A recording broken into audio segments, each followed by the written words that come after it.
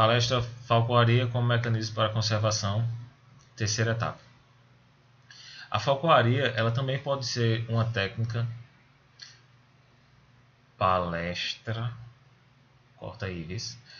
Palestra, falcoaria como mecanismo de conservação, terceira etapa. As técnicas de falcoaria, elas também podem ser usadas na educação ambiental.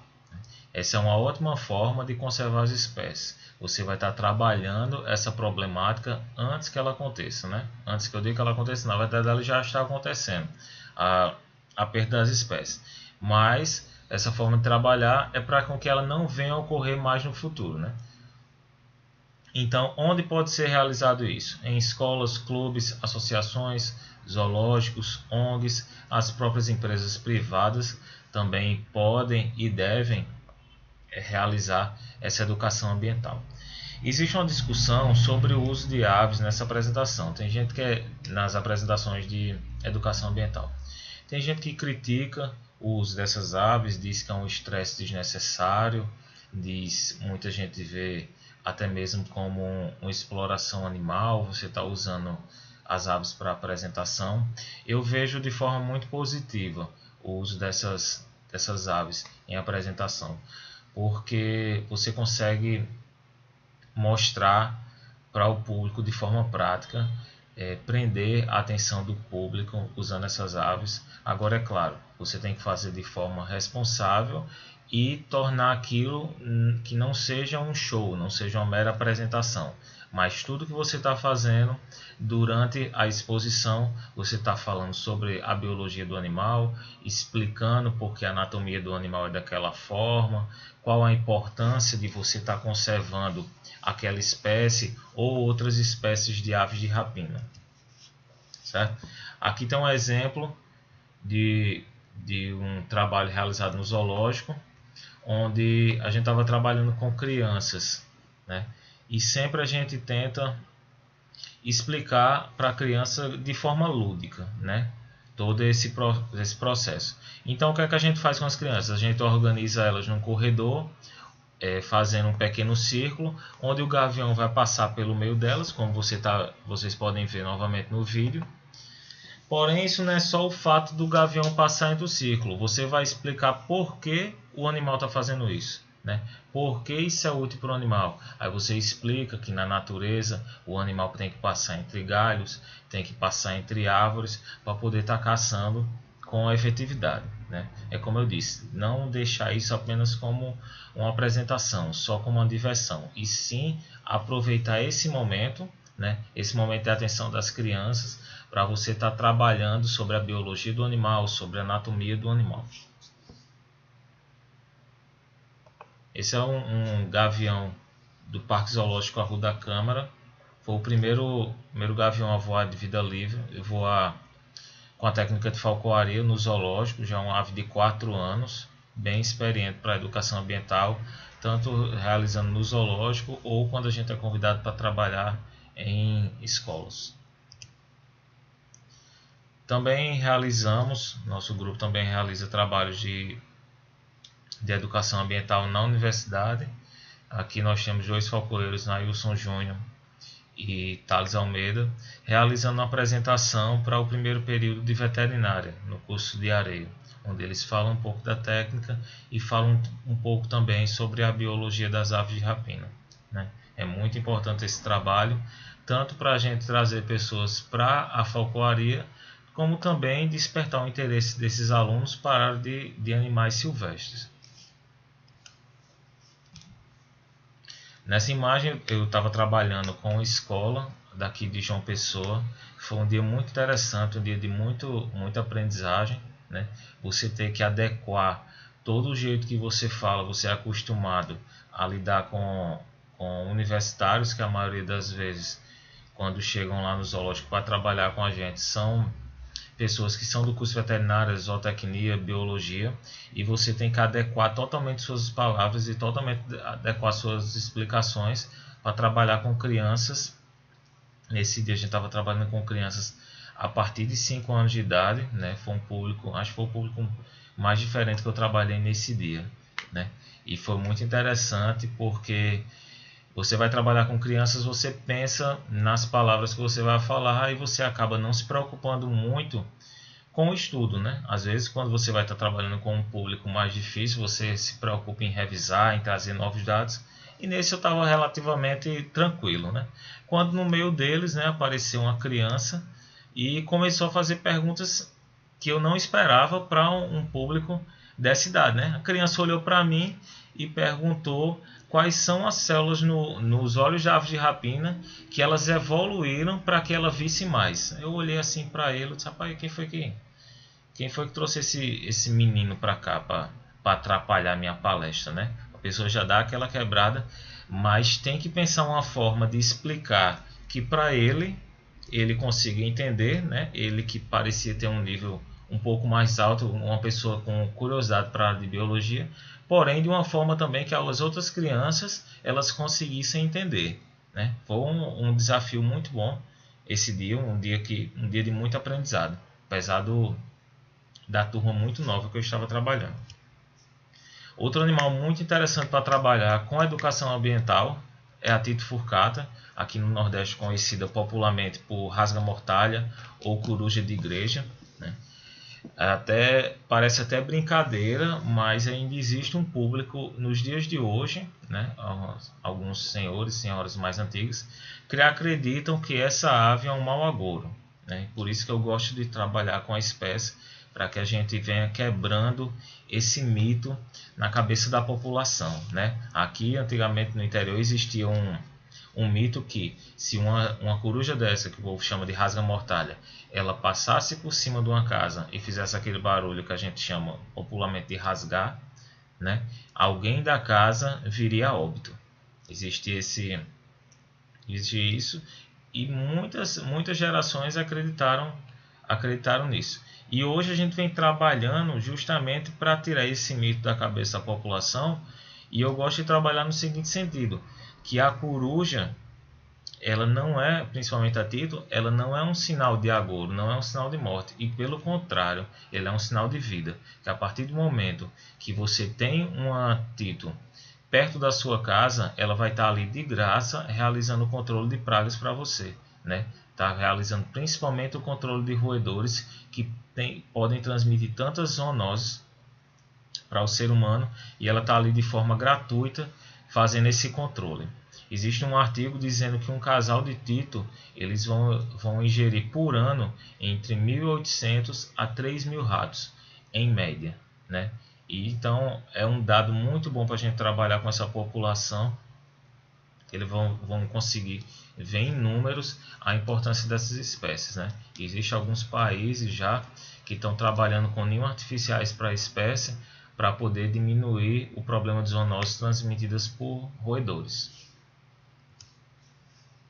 E por último, que eu falei que seria uma dúvida, é o controle de fauna sinantrópica nociva. Mas como esse controle de fauna sinantrópica nociva pode favorecer a conservação das espécies? No meu ponto de vista, é um mecanismo muito bom para a conservação de espécies, porque as espécies sinantrópicas nocivas elas são responsáveis pela perda de muitas espécies nativas, né? Por competição por alimento, ou por predação, ou por transmissão de zoonoses que não era comum para uma espécie nativa.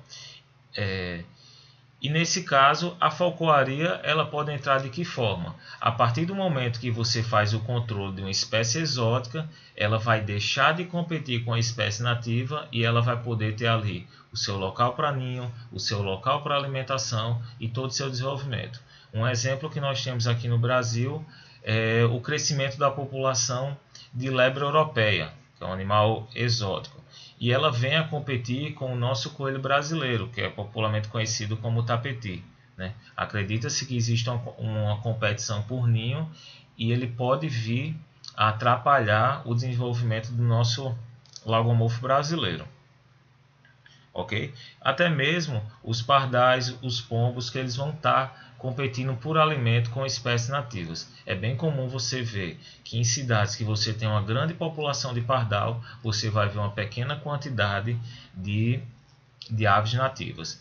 E ao contrário acontece quando essa população de pardais começa a diminuir, você começa a ver novamente o crescimento de espécies nativas associadas às cidades. O controle para espécies sinantrópicas nocidas, ela é normatizado pela Instituição Normativa 141, onde ele vai dizer as diretrizes caso seja uma espécie silvestre ou uma espécie nativa, como as empresas devem proceder caso venham a capturar essas espécies, né? Existem trabalhos de controle, existem trabalhos de afugentamento. E também existe uma normativa para quem trabalha especificamente com aeroportos, com trabalho também com a parte de controle de fauna sinantrópica nociva.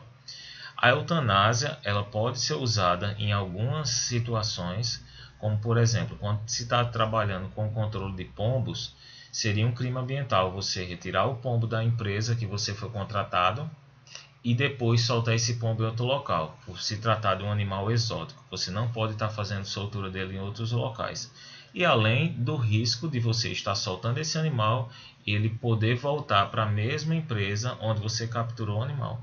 Então, nesses casos de espécies exóticas, eles podem sim ser eutanasiados da forma correta, como as resoluções do Conselho Federal de Medicina Veterinária vai sugerir, né? Existem os métodos que podem ser usados, que devem ser usados com restrição, e as técnicas de eutanásia que não podem ser utilizadas.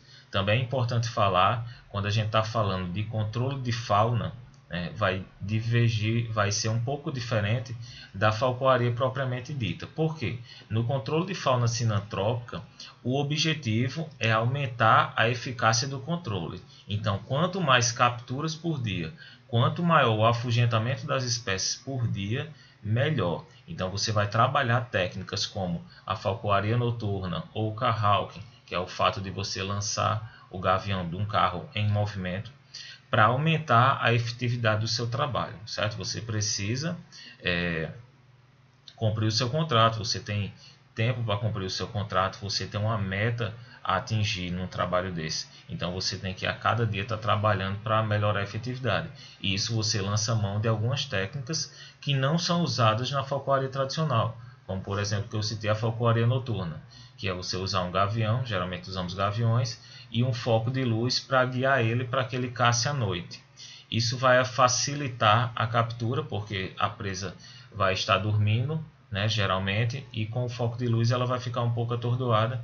Isso faz com que você melhore as capturas do animal. E também porque às vezes você não tem acesso à empresa de dia, você só tem como trabalhar de noite na empresa, porque é o horário que não tem funcionários e que a empresa libera para que você faça esse trabalho. E você consegue com essa técnica ter uma boa efetividade e trabalhar em outros horários que não seria possível sem o uso dessa técnica, ok? Tá aí uma foto para também mostrar que controle não é só um mar de rosas, como a gente vê nos vídeos bonitos do YouTube, né?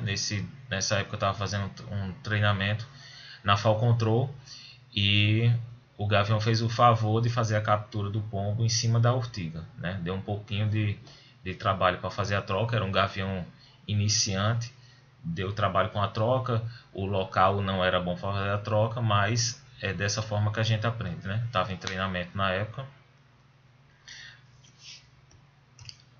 E também por último, eu queria deixar um recado para as meninas que querem também fazer parte dessa arte, né? Temos aqui dois exemplos de duas campeãs no Encontro Nordeste Falcoaria, onde nós fazemos aquela prova que vocês viram anteriormente, onde dois gaviões estão perseguindo uma isca mecânica, né? A gente faz todo um trabalho durante o ano todo para melhorar o condicionamento desse animal, e isso no nosso encontro nós fazemos novamente essa simulação para ver os animais que estão com melhores condicionamento. E 2 anos seguidos nós tivemos mulheres ganhando esse campeonato, né? É muito bom a presença delas e estão desenvolvendo muito bem a técnica. Acredito que na maioria das vezes as mulheres têm uma percepção muito boa, são muito minuciosas e isso ajuda bastante, né, no desenvolvimento da técnica, na percepção de você notar o que é que está faltando no seu animal, o que é que você pode melhorar no seu animal e entender o comportamento da ave, né? Depois que você treina a ave, você vai ver muito isso. O jeito que a ave pia ou o jeito que ela se comporta no puleiro, você já sabe se vai ser um dia que ela vai se desenvolver bem na caça que eu digo no controle, ou se não vai. Ok? Então fica aí um recado e um convite para que vocês possam vir a desenvolver a técnica. Não só as meninas, todos estão convidados a conhecer um pouco mais sobre a técnica de falcoaria. Ela é uma técnica que ela vai exigir muita dedicação, porém é para todos os públicos. E no mais, queria agradecer pelo convite da organização para estar falando um pouco sobre essa temática e espero ter atendido um pouco das expectativas. E está aí o meu contato pessoal, o meu e-mail, certo? Vocês podem fazer convites ou até mesmo tirar dúvidas. E o Instagram da empresa, onde vocês podem também estar acompanhando mais sobre nossas aves, sobre o desenvolvimento da técnica e também sobre outros produtos que a gente venha a ofertar lá. Então, até a próxima, pessoal. Muito obrigado pelo convite.